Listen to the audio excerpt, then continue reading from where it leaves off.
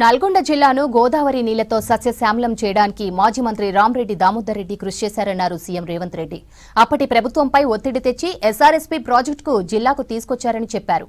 రాష్ట్రంలో real estate రంగాన్ని అభివృద్ధి చేస్తున్నామన్నారు మంత్రులు.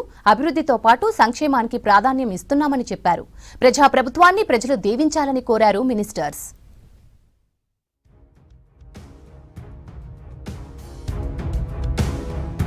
నల్గొండ జిల్లాకు గోదావరి నీళ్లు మాజీ మంత్రి రామరెడ్డి దామోదర్ రెడ్డి వల్లే వచ్చాయన్నారు సీఎం రేవంత్ రెడ్డి. ఎస్ఆర్ఎస్పీ 2 ప్రాజెక్టుకు ఆర్టీఆర్ అని పేరు పెడతామని, దీనిపై 24 గంటల్లో జీవో తెస్తామన్నారు. సూర్యాపేట జిల్లా తుంగతుర్తిలో దామోదర్ రెడ్డి సంస్మరణ సభలో పాల్గొన్నారు సీఎం రేవంత్. దామోదర్ రెడ్డి సంతాప సభలో డిప్యూటీ సీఎం భట్టి, మంత్రులు ఉత్తమ్, కోమటిరెడ్డి, మాజీ మంత్రి జానారెడ్డి పాల్గొన్నారు. దామన్న కుటుంబానికి రాజకీయంగా అవకాశం ఇస్తామన్నారు ముఖ్యమంత్రి రేవంత్ రెడ్డి. వారి కుటుంబానికి రాజకీయపరమైన అవకాశాలు గాంధీ కుటుంబం తప్పకుండా కల్పిస్తుంది.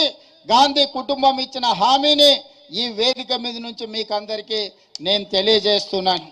వారికి నిజమైన నివాళి ఎస్ఆర్ఎస్పీ 2కి ఆర్డీఆర్ ఎస్ఆర్ఎస్పీ 2 అని నామకరణం చేయడం, 24 గంటలు తిరిగే లోపల తప్పకుండా జీవోను ఇచ్చి రామరెడ్డి దామోదర్ రెడ్డి గారి యొక్క గౌరవాన్ని, వారి త్యాగాలని తెలంగాణ రాష్ట్ర ప్రభుత్వం గుర్తిస్తుంది.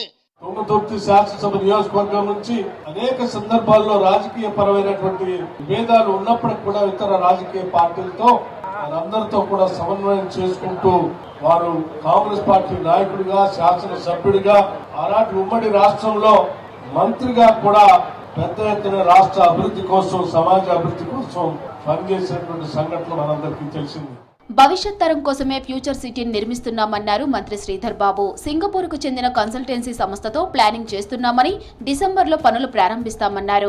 హైదరాబాద్లో నారెడ్కో ప్రాపర్టీ షోలో పాల్గొన్న శ్రీధర్ బాబు హౌసింగ్ సెక్టార్ని అభివృద్ధి చేసేందుకు రేవంత్ రెడ్డి కృషి చేస్తున్నారని చెప్పారు. మాకు ప్రధానమైన ఉద్దేశం ఏముంటుందంటే, ఒక ఇండస్ట్రీ మినిస్టర్గా మొదటగా we will be focusing on investment, పెట్టుబడులు.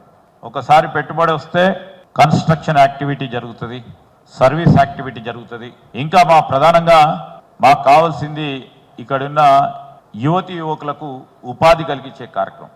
The two parallels of all, I always reflect. One is investment, one is employment. అర్హులైన ప్రతి ఒక్కరికి ఇందిరమ్మ ఇళ్లు ఇస్తామన్నారు మంత్రి పొంగిలేటి. 2 లక్షల రుణమాఫీతో రైతును రాజు చేశామన్నారు. ఖమ్మం జిల్లా ఏదులాపురంలో 1,32,00,000 విలువైన రోడ్డు పనులకు శంకుస్థాపన చేశారు. ఇప్పటికే రాష్ట్రంలో 4 లక్షల ఇండ్లు ఇచ్చామన్నారు పొంగులేటి. అప్పులు ఉన్నాయి కదా అని చేతులు ముందు పెట్టుకొని కూర్చోకుండా ఎన్నికల ముందు ఏవైతే హామీలు ఇచ్చామో ఆచరణ సాధ్యమైన ప్రతి హామీని తూచా తప్పకుండా పేదోడి కోసం ఈనాడు ప్రభుత్వం ఇచ్చే దాంట్లో భాగమే రైతును రాజు చేస్తామని చెప్పి ప్రభుత్వం వచ్చిన మొదటి 9 నెలల్లోనే 25 లక్షల మంది రైతన్నలకి 21,000 కోట్ల రూపాయలు, 2 లక్షల రూపాయల వరకు చాలా మందికి రుణమాఫీ చేసింది కూడా మీరు ఎన్నుకున్న ప్రభుత్వం. కమిషన్ల కోసమే బీఆర్ఎస్ సర్కార్ కాళేశ్వరం ప్రాజెక్టు కట్టిందని విమర్శించారు మంత్రి వివేక్ వెంకటస్వామి. దుబారా ఖర్చులతో రాష్ట్రాన్ని 8 లక్షల కోట్ల అప్పుల పాలు చేశారని ఆరోపించారు. మంచిర్యాల జిల్లా కోటపల్లి మండలంలో కాళేశ్వరం బ్యాక్ వాటర్ తో పంట నష్టపోతున్న రైతుల భూముల కొనుగోలుపై రివ్యూ చేశారు. ఈ నెల 18న నోటిఫికేషన్ జారీ చేసి కొనుగోలు ప్రక్రియ ప్రారంభిస్తామన్నారు. రైతులెవరూ ఆందోళన చెందవలసిన అవసరం లేదని, ప్రతి ఒక్కరికి పరిహారం అందిస్తామన్నారు మంత్రి వివేక్.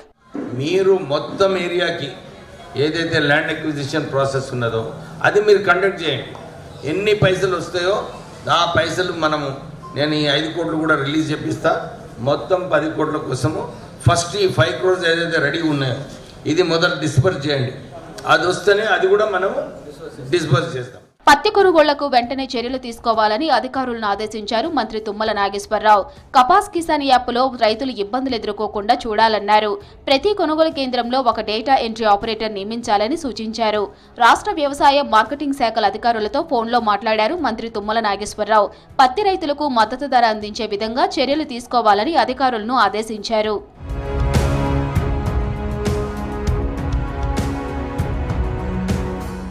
గురుకుల విద్యా సంస్థలో కాంట్రాక్ట్ అవుట్సోర్సింగ్ వంటి పద్ధతుల్లో పనిచేస్తున్న 4092 ఉద్యోగుల సేవలు పునరుద్ధరిస్తున్నామన్నారు మంత్రి అడ్లూరి లక్ష్మణ్.